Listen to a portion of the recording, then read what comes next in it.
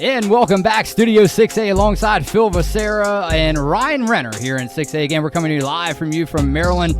And Ryan, today is a very special day because guess what? Our first interview ever on this sports talk show is Holly Oslander on the other line. How about that? Yeah, very special day. I know we've been waiting and talking about this interview for a while, so I'm excited to get it rolling. That's right. Well, without further ado, we'll let her say hello. Holly, are you there?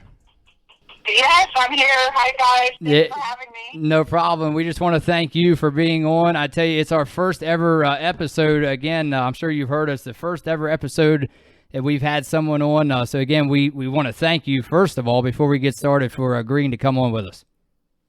Well, I'm super honored. Thank you. So, first of all, I want to start out. You were where were you born and raised? To give us a little background of your life. Of course, this is a coach. If you haven't met her before, she's a all shoreline league. You were selected all shoreline league, 4-time selection. You're 4-time MVP. You played a basketball, volleyball in high school. So, give us a rundown of your earlier life. Yeah, sure. I actually, unlike a lot of athletes nowadays, they start pretty young. I didn't start playing basketball until 8th grade, volleyball until high school, and it was a small little league in 8th grade. Played like 13 games. My team, of course, was undefeated. I remember that. I had no idea what I was doing. People saw some talent in me. So we really, started back then. Prior to that, I rode horses. I played the violin. I was, fairly artistic. So I did other things, and then sports really took over once I started high school.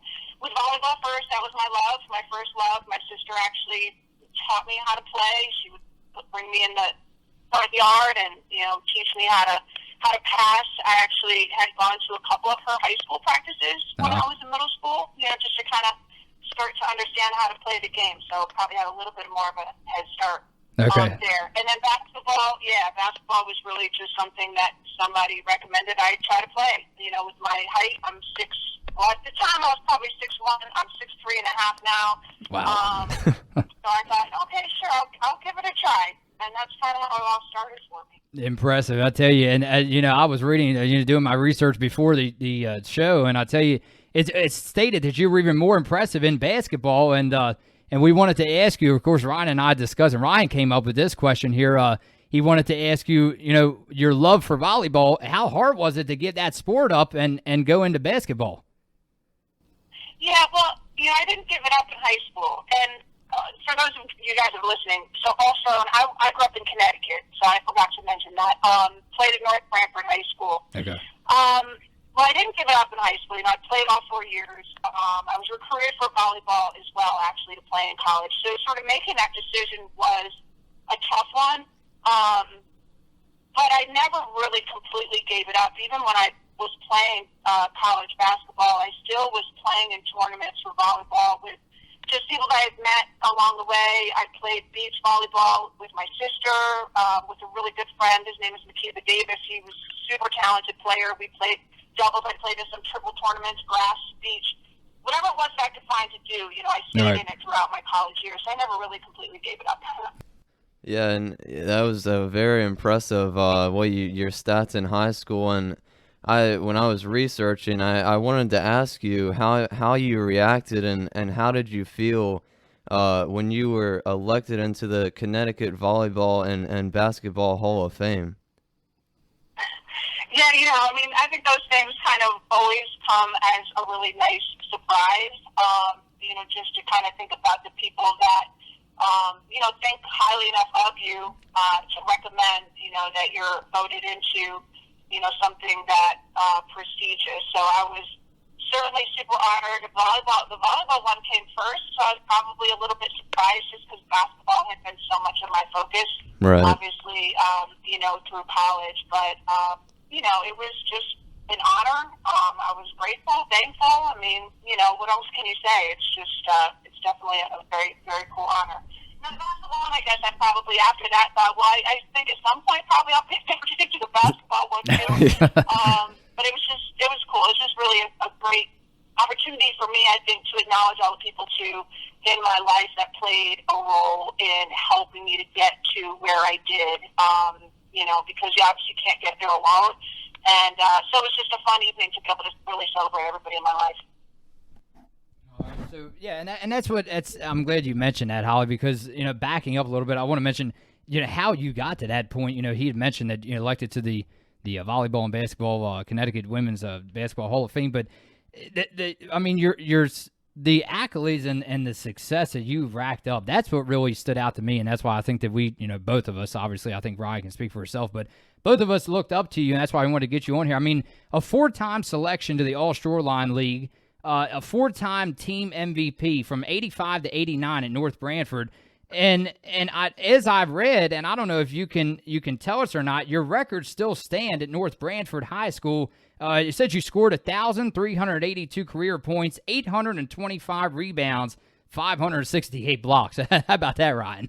Yeah, that's pretty impressive. Yeah, well, it's interesting because I was fortunate to have, pretty good players on my team early on when I really did not know what the heck I was doing. I was really good shot blocker because I played volleyball, so I think my timing was excellent. I had good body control. Right. So, shot blocking, definitely, I don't think that record will ever be broken. Rebound-wise, I really don't know, honestly, if that is still a record, possibly. Right. Scoring-wise, I know that there are some players that have scored more than that now at North Branford. I mean, at the end of the day, 1,100 points, whatever it was, it's good, but it's not 2,000 points. But, when you think about it, I only started playing as a freshman. Right. I scored most of those points, I probably scored over 500 points my senior year. So, just progressing as an athlete. If I was an athlete today, or if I started younger, I would say certainly I would have scored, 2,000 points in high school. But, so I think a couple of his records probably still stand. My number was retired after my senior season. That was a huge surprise and just an incredible honor to know that, nobody else is going to wear number 32 in my high school. And that was pretty amazing. Well, that's something that I did not see. So that's, again, congratulations on that. And I tell you, so you led the high school, and while you were in high school, you had 3 state championships in 86, 87, and then your senior year. Of course, you move on in your career later down the road. Of course, we're skipping ahead a lot of time, but then you move on to your coaching. Your not to give away your age or anything, but then you move on into your coaching career. And I tell you what, then you rack up 3 more state championships as a coach. Yeah, man. I'll tell you, that was incredible. It meant more to me as a coach than as a player, but I think part of that is because I experienced as a player, and that's really all I ever wanted for the kids that I coached, to just feel what success was, to feel what it is, to sort of finish out on top, be the best, with all the hard work that is put in. So, yeah, I mean, I just really consider myself so blessed to be able to coach. At the schools that I have, I started down at West Boca High School down in Florida. Mm-hmm. When that school first opened, I coached for 3 years. That was my first stint in high school. Wow. And I'm just so competitive. I love to win, but I love to create relationships more than anything, but help other people to understand what it takes to get there, and help them to feel that. Down there I won 2 district championships. It was my first 3 years, 2 district championships was huge down there. Right. And came up here and was really fortunate to be able to coach at Patterson Mill for 5 years and, bring in 3 state championships. I forget how many regional championships we have. I think we might have won all but one while I was there. But just to see those players be able to celebrate at the end of a season the way I was able to myself as a player, truly, there was nothing better than that. The cool thing was the last one that I won there, and I knew that I was going to be leaving the next year, my high school coach and my high school point guard came to that game, and I was able to bring them into the locker room at the end, just to introduce them. It was just really special to be able to share that kind of with everybody. I won 3 myself, and then the senior class that I had at Patterson Mill won their 3 their freshman year, junior year, freshman year, sophomore year, and senior year, the same exact years that I won at high school, which I thought was kind of ironic. But just a joy for me to be able to share that. Amazing, yeah, I'm sure. Yeah, and I have down here that you coached at the high school level for 9 years and at the club level for 7 years, and just leading off of the Patterson Mill Huskies that you coached to win 3 basketball state championships in 4 years. I mean, how were you able to coach and lead those students? I mean, that has to be really difficult to do that, is it not? Well, of course, there's so many factors, I think, that play into the success of a team. And truly, I would go into every season praying that we had good health. It's like how you end the season is going to determine how far you can go. So I always knew that if my team is healthy, I know I can get them there. I was fortunate, of course, to coach my daughter, who's one of the top players in the country coming out of high school. The point guard that played the same years that she did, her name Sam Herman, an incredible player as well, just really smart, one of the smartest players I ever had. So to have a point guard with her skill set, with her IQ, to have my daughter with her IQ and athleticism and talent, those two were really sort of the two that we kind of formed things around, obviously, those first couple of years.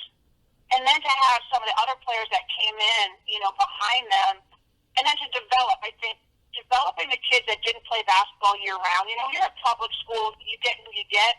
So I had a lot of kids that only played basketball during our season, and that was it.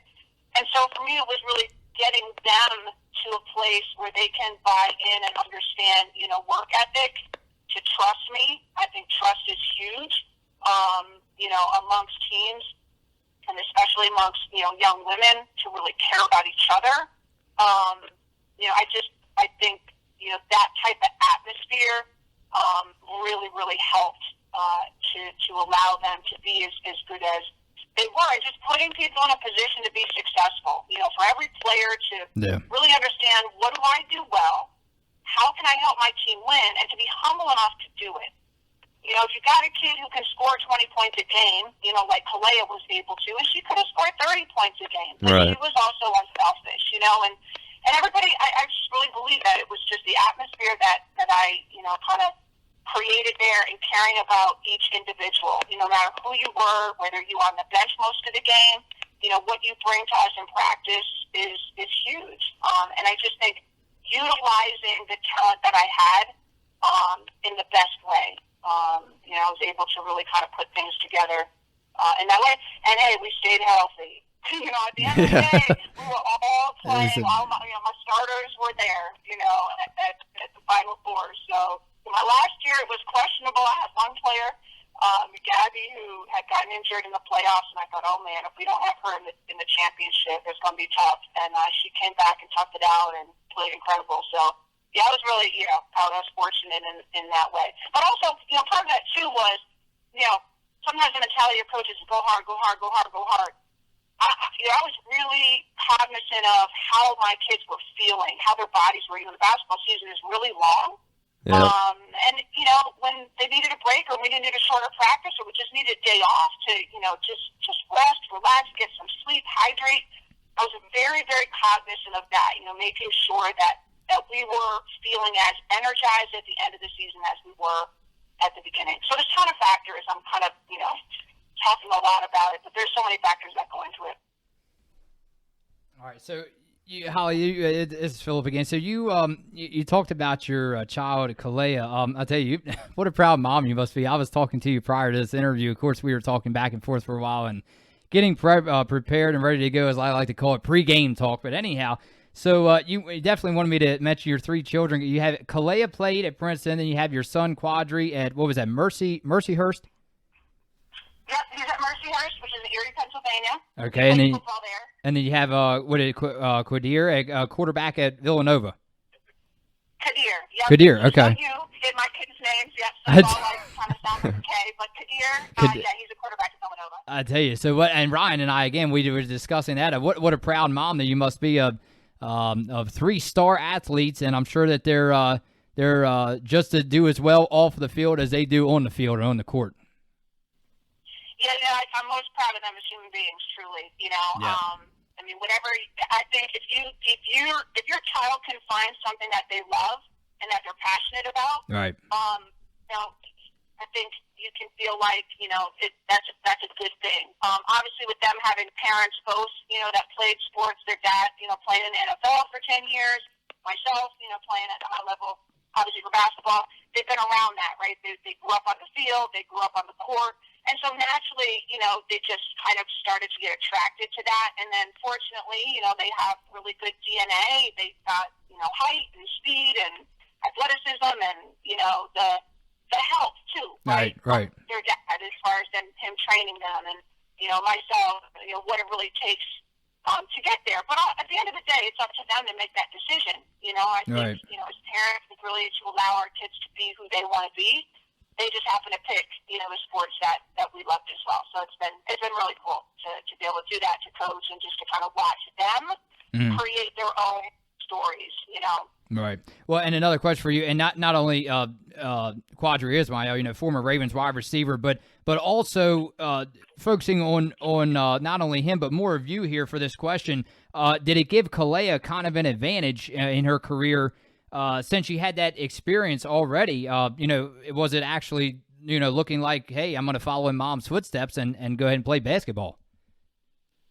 Yeah, well, it was kind of funny, this story. So when it was at some point, I'm trying to think exactly what year it was, but when Quadri was playing for the Ravens, they had like some pre-game something or other, like a show on TV, right. And they were highlighting him and his family, which I didn't even know that day. So I'm watching, I'm like, oh, this is cool. So they highlighted me, and then I played at Syracuse, and they actually had like a clip of me playing, which I haven't seen. I still don't even know where they got it. Right. And my daughter was 3 years old, and she literally sat there, and after she kind of saw that on TV, she's like, I want to do that. I want to play basketball. So I'm telling you guys, from the time she was 3 years old, she's like, I want to play college basketball. So when she was 5, I started coaching her. We were in Indiana at the time with the Colts, and I started coaching her little co-ed team, and that's really where it started. You never know where it's going to end up. Right. But I just think, when your kids are little, they look at their parents as like, they're heroes, they're best friends, like right. They want to be like mom and dad. And so that sort of put that in her head. And then as the years went on, obviously I continued to coach her, coached AAU, started playing at really high-level tournaments, started doing, outside training with her as well, not just practices. And those were times where she was like, hey, I want to take my game to the next level. I'm super competitive, so she got that from me. Her dad is as well. And she really made a decision that she wanted to be great. And it really worked as far as, her and I as, coach, player, it worked for us. So I was grateful for that. But, so yeah, it gave her an advantage from the standpoint of she got to sort of see what it takes to get there too, have those conversations with her, me coaching, knowing what it takes to be successful and to win. She understood the game. She understood how to play it the right way early, which is critical, of his development. I never had to change bad habits. Right. There's lots of advantages there.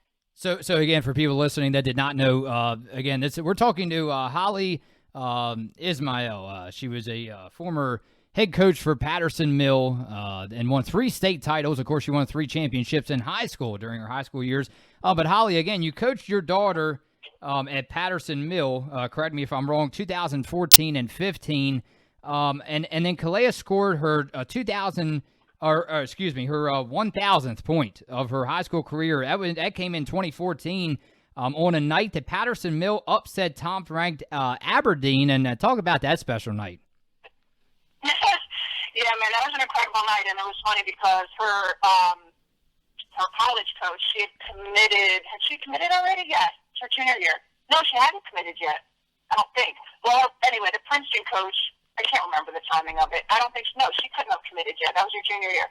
But the Princeton coach was like, hey, should I come that night? Should I come? Is she going to score 1,000 points? I want to be there for it. And I'm like, man, she had 28 points to score 1,000. Right. And we really never kept track of that either, guys. The cool thing about Kalea is that she just didn't care. She had no idea how many points she had. I told her when it was she needed 100, that she was that close, and she had no idea. Mm-hmm. So, we did this little countdown, and I was like, I don't know, Coach. I mean, she's 20 points against Aberdeen. It's probably not going to happen tonight. She's like, you know what? I'm going to come. I'm going to come to both games. If she doesn't do it tonight, yeah, so she scores 30 points against Aberdeen. Obviously, a huge night. When she got focused, you kind of got that, you could see that look in her eyes, like she was absolutely determined we were going to beat Aberdeen tonight, and she could care less about our 1000th point. It just came with it. But, she just kind of, just kept going, had such a high motor that night, and just really was determined to do whatever she needed to do to, to beat them. The 1000th point came with it, which was so cool, right, to be able to celebrate that night too. But we were both so focused, I think. We stopped the game, gave her the ball, her dad came down, we all took pictures, and in my head I'm just thinking to myself, okay, what do we need to do next? We got to keep this, got to keep this going, we got to keep this lead that we've got. Always thinking ahead, right? Yeah. Yeah. I think she was the same way, and then finally at the end we were able to, like, okay, we won, and we're able to, obviously celebrate her team. Her team just loved her so much too. They enjoyed it probably more than she did, to be honest. That's great. That's amazing. Yeah, and for sure, that was a special night. And speaking of more special athletes, I wanted to ask you about Sailor Poffenberger. I know I mentioned to you before we went on air that I actually go to high school with Sailor Poffenberger. And for those of you who don't know who she is, she's actually ranked 30th on the ESPN ranking. She already committed to UConn. She's a 6'2" guard. And I wanted to ask you, in your opinion, how do you think she might fare at UConn, and do you think she has a chance possibly getting into the WNBA? Oh my gosh!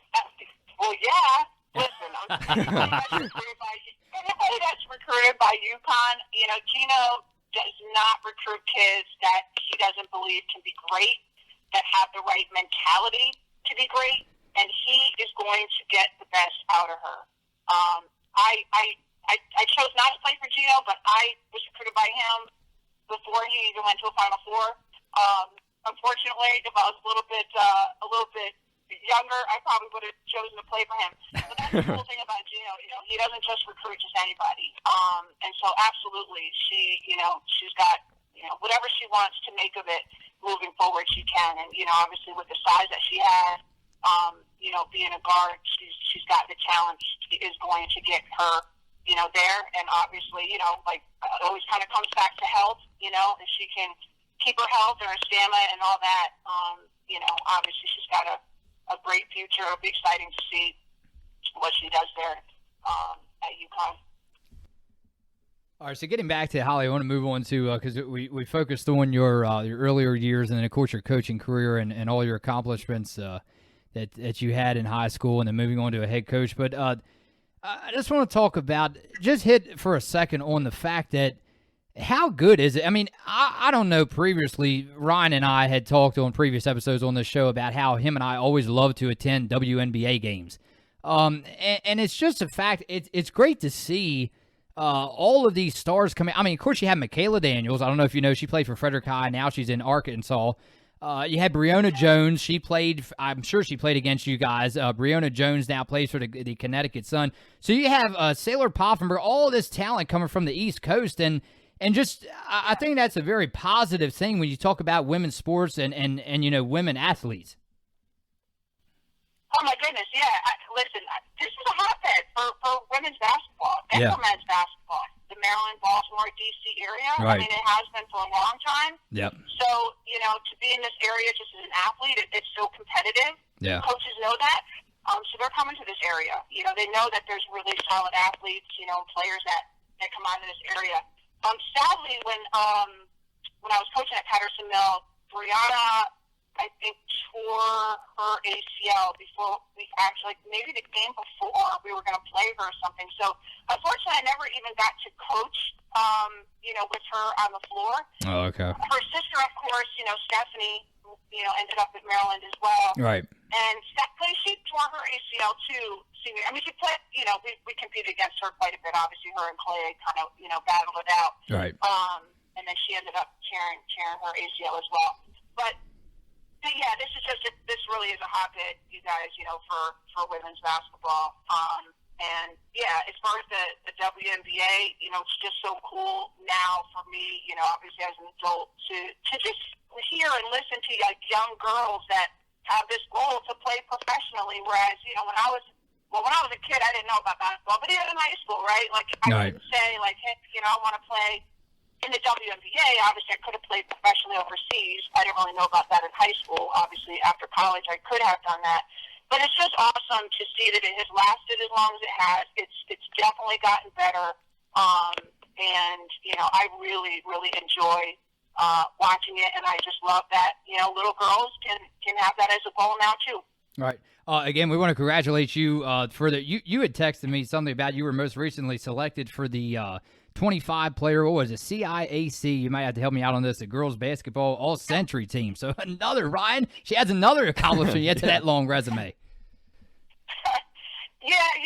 That was actually super cool. My high school coach called me up, who I'm really still super close with. She's amazing. To let me know, like, hey, you were just, you know, I just found out you're going to be selected into this, you know, top 25. Basically, when you think about the all-century team, like top 25 player ever to play in Connecticut, right? I mean, wow. How long has basketball been around? Yeah. And, you know, I just thought, wow, I've been inducted into a number of Hall of Fames. I'm grateful for each one of them. This one just really felt super special, you know, to sort of be in that category, which, right. you know, is one of the top players to ever go through the state. So that's cool. There's no, like, big ceremony or anything, but it was announced and on, you know, on their site and whatever. And actually one of my AAU teammates, Tracy Liss, she was also selected, which was absolutely no surprise. I mean, she scored, oh my goodness, she might have scored like over 3,000 points in high school. Like, she was you know, she averaged almost 40 points a game her entire high school career. So she was on, you know, on that list too, which was really cool to see. Well, again, it's Holly Ismail on Listen Up right here in Maryland, presented by Dempseys, Grille, and then Sportsland, your complete team outfitter. Again, as a head coach at Patterson Mill, she was for 5 seasons compiling a record of 108-23. Ryan, a 3-time state champion, 4 regional titles. And again, the Huskies won the 2A title in 14 and 15, and then the 1A title in 17. So, Holly, it looks like the 14 and 15, did they switch over conferences during that time? Well, it wasn't the conferences. It was just like, I guess, you know, side school. So 1A, 2A, 3A, 4A, you know, that just is determined by the size of your school. I see. How many students are actually in the school. So when we were in the 2A division, I think we were actually the smallest 2A school. We were like right on the border of being 1A, and then obviously, you know, we didn't have as many students at the school, so we ended up having to drop down to 1A after that. Okay. Yeah, and that's amazing how many accomplishments you and your kids had in the high school and on the college level. But I wanted to move a little bit forward to a little bit now. So correct me if I'm wrong, but you're actually the director of regional recruiting at the NCSA. I am, yeah, next college student athlete. So I've been here now for 3 years. I've been in this position for about a year and a half now. Can you explain a little bit of how the recruiting process works and how the NCSA helps high school kids get recognized by college schools? Yeah, absolutely. So, you know, the recruiting process can be quite a daunting one. I mean, you know, now you've got so many kids that want to play at the collegiate level. Certainly has grown quite a bit since when I played in high school, and the recruiting process has changed. And I think one of the things that I loved about NCSA, I actually utilized it for my boys' football recruiting. It's when I was introduced to, you know, kind of what they were able to do for kids and different tools that were available for them. I absolutely loved what I saw, so I felt like, man, that'd be an awesome company to work for. So that's really when I was introduced, like through their recruiting. Recruiting starts really early. You know, I coached AAU, you know, obviously went to recruiting with my daughter and her whole entire team, and, you know, that was an awesome crew of kids. I mean, I had a point guard went to Clemson. I had pretty much that whole team went to play Division I. But one of the things that I will say that I learned through that is, you know, I had a number of Division I athletes that didn't have the number of offers that you would kind of expect, right, for a kid that is qualified to play at that level. But when you think about it, every division level, you know, there's so many opportunities. You should have a lot of options. But if you don't understand recruiting, and you just kind of think that you can go to tournaments, you can go to showcases, coaches are going to find you. Kind of an old adage of, what I heard back in my day. It's just not true. So if kids aren't being proactive in the process themselves, knowing what level they can play at, knowing what schools they should be reaching out to, it's going to be tough. It's going to be a tough process. Unless you're one of those top kids, right? You top 40, top 50, top 100 in the country. College coaches are going to know who you are because you're on those lists, right? But I think, outside of that, there's a lot more that goes into it. And NCSA is just an awesome company where we can help really with any part of recruiting. But there's really awesome free tools that we have that I think every kid should have and utilize. And so I'm really fortunate that I can talk to families and student athletes every day, and coaches. So there's a lot of different platforms, that we have for coaches to help their student athletes as well.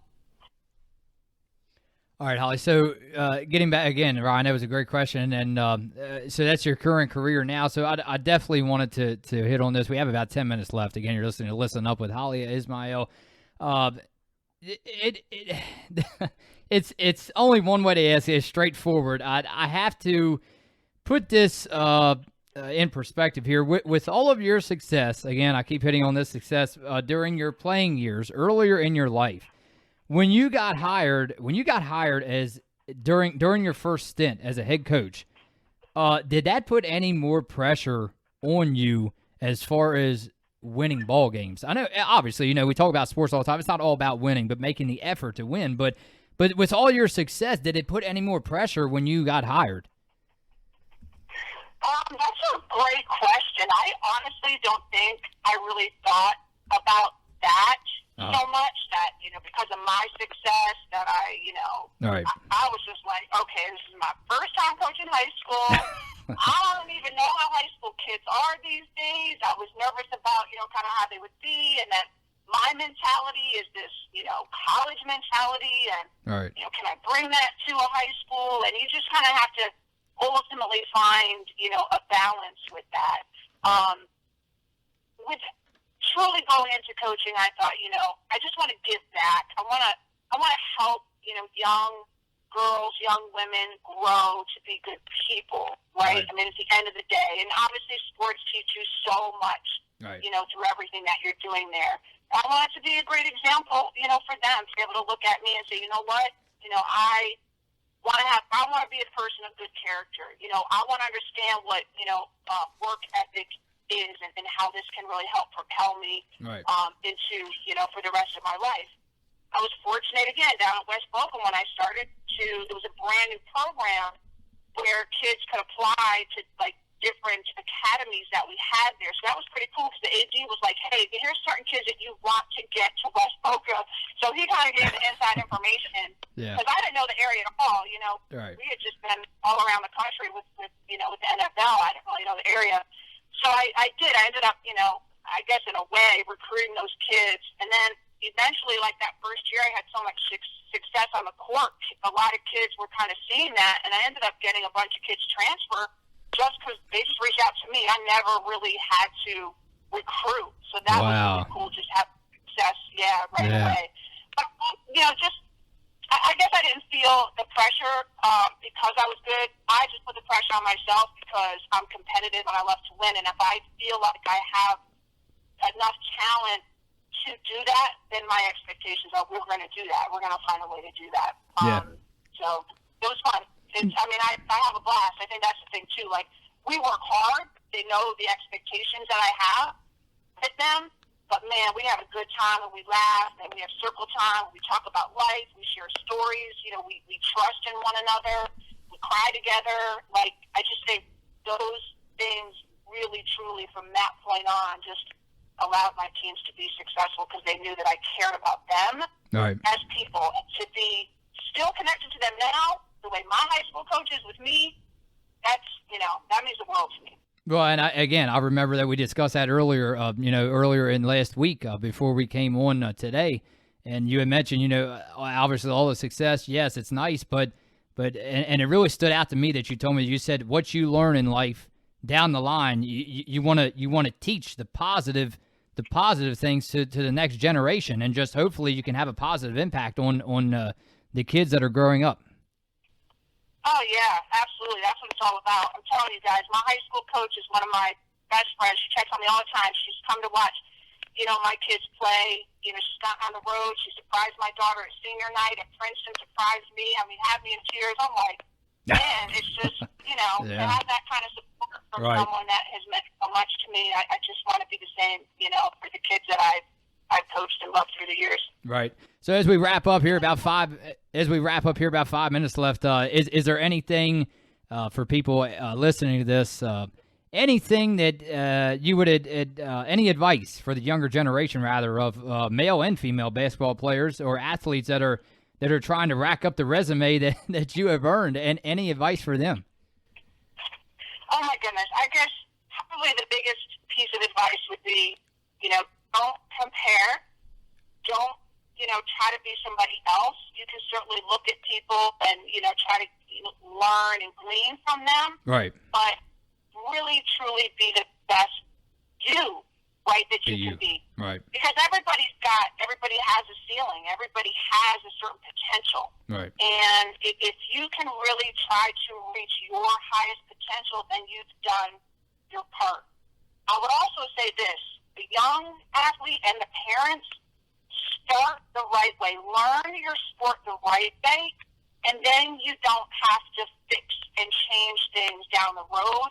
That can be really tough as you get older. Yeah. And finding good coaches and learning the fundamentals of the game it is really huge in success. And understanding the sport and really being a good teammate. I'm telling you, that's what college coaches are looking for. Those kind of kids. Yeah, well, I'll let Ryan, again, I think Ryan has one thing left for you before we take off here and head out, but you posted a video through, I believe it was through work, correct me if I'm wrong, but it was on September 21st, and you was giving advice then, and you talked about the commitment, and some things that stood out to me is setting goals and routines, and you mentioned, I had to quote you, you mentioned consistency, and you stated, those who are consistent are more likely to reach their potential, and I think that gets overlooked sometimes. Oh, yeah, absolutely. Absolutely. Yep. It's not just about, what you're doing on the court in practice, and in games. It's what are you doing outside of that. But first and foremost, love what you're doing. I think parents get caught up in things trying to push their kids, and, just allow your kids to do what they really love, find their love, because if they don't love it, they're not going to do it the way that they should, right, to reach their potential and have that. That work should be fun. I loved going to practice. When I was a player, I loved practice. I loved working hard. I loved being the best every single day in practice. If I wasn't the best player on the court every single day in practice, I felt like I failed that day. And not everybody has that mentality. Right. But you really, that's the kind of love I had for both sports, and obviously allowed me to just keep pushing and keep working hard and keep, kind of taking advice and, doing those things I needed to do to get better. And I also played pickup with the men outside on the blacktop. Oh, Ryan. Oh, oh, okay then. I'm telling you, kids don't just play pickup anymore for, basketball-wise. I think it's just like a lost thing. Get out on the courts and play, man. You can learn a lot that way, too. And as a female playing against men, I'm telling you, that really helped my game, too. Oh, sure, yeah. Yeah. Well, I tell you, and Ryan, it was funny because we just starting out in the show, we had to write our autobiographies for the producer to put it on the website, and he had mentioned about him and I spend some time down at the courts every once in a while in the summertime. But I tell you, Ryan, you hear me now. If I see Holly coming our way, I'm headed out. Yeah. Hey, listen, either that or just pick me to be on your team. That's right. Yeah, it's a good idea. Very good idea. I'll bring Kalea along too. She'll help you out. You've had really some good advice for younger athletes, both men and women. But I wanted to hit on some more. How important is it for these young athletes for them to really produce not only on the court or on the field, but how important is it for them to build a resume off the court and and really do some good things in their community?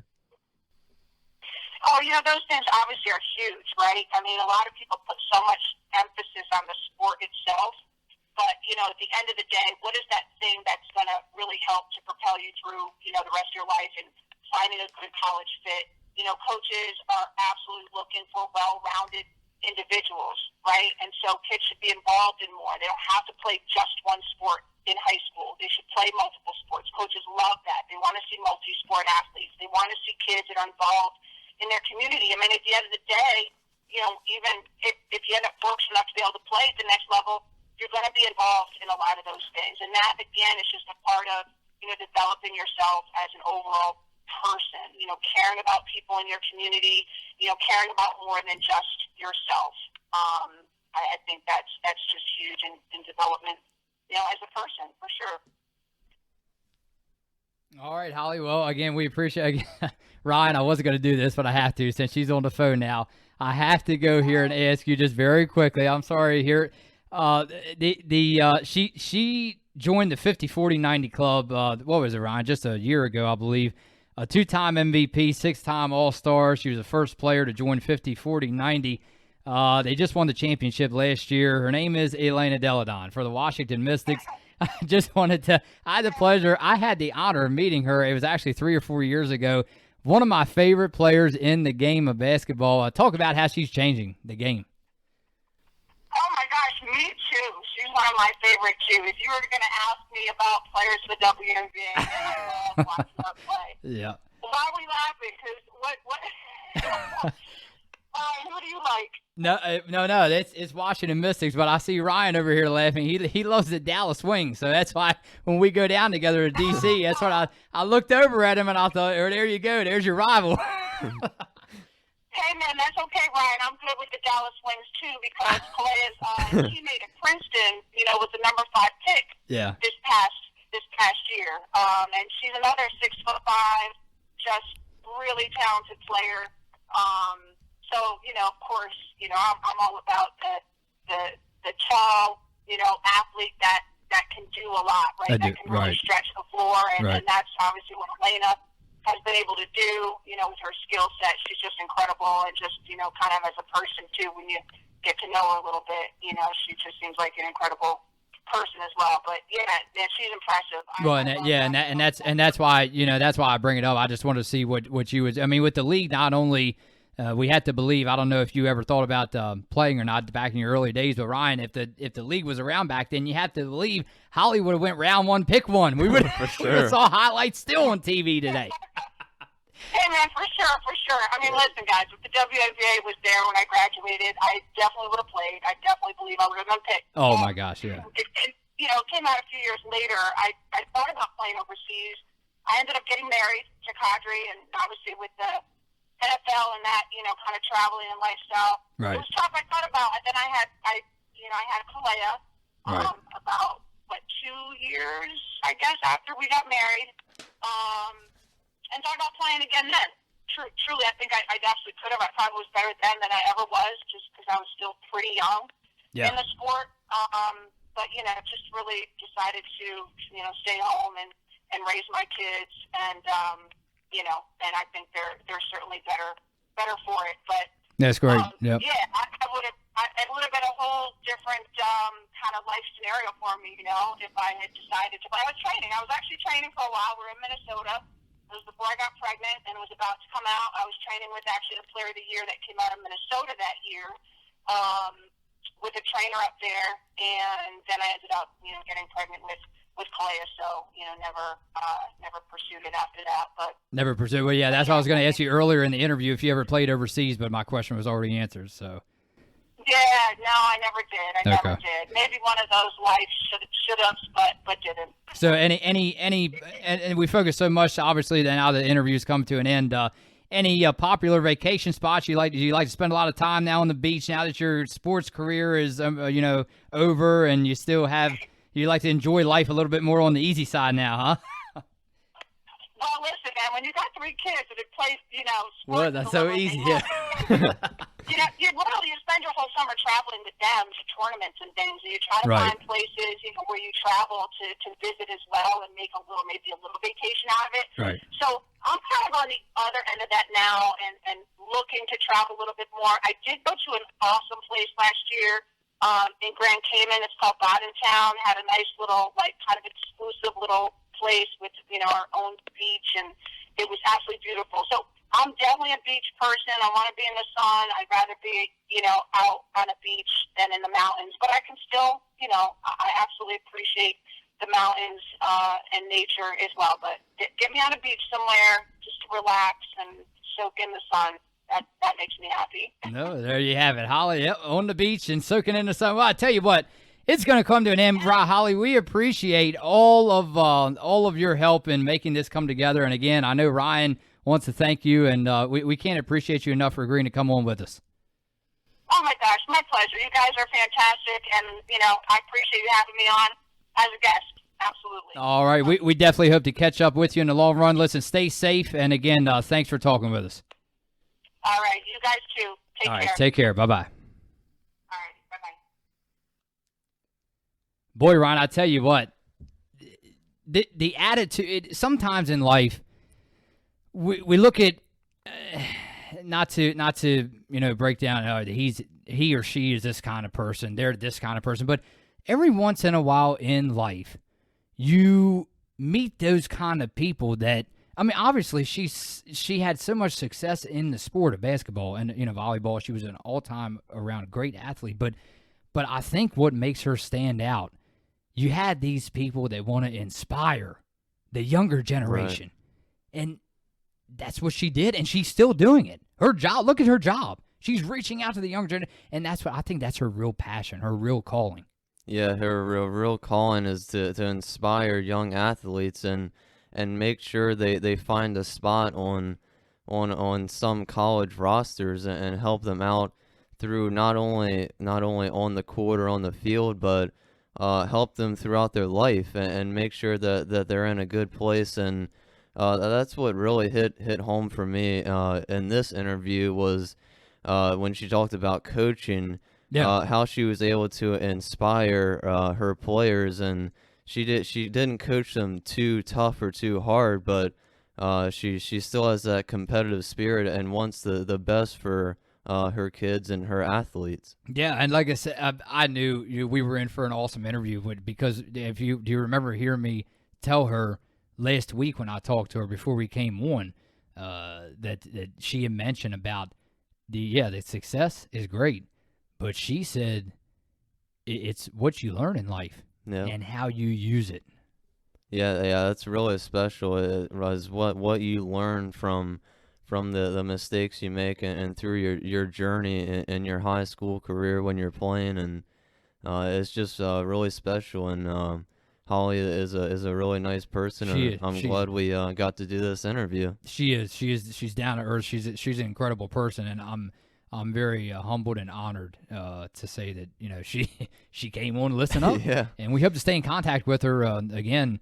But I tell you, we're going to put a wrap on this, and that was our first. We got that out of the way. I know you and I were a little shaky coming on, a little bit nervous, but Ryan, it's done. We did it. Yeah, we did it, and we got it out of the way. It turned out great. She was amazing. So I tell you what, that'll wrap things up. Studio 6A alongside Ryan Renner. I'm Phil Becerra. This interview with Holly Oslander Ismail has been brought to you by Dempseys Grille in Middletown, Maryland, and Sportsland, your complete team outfitter. Ryan, next up is tomorrow, Larry, the professional boxer.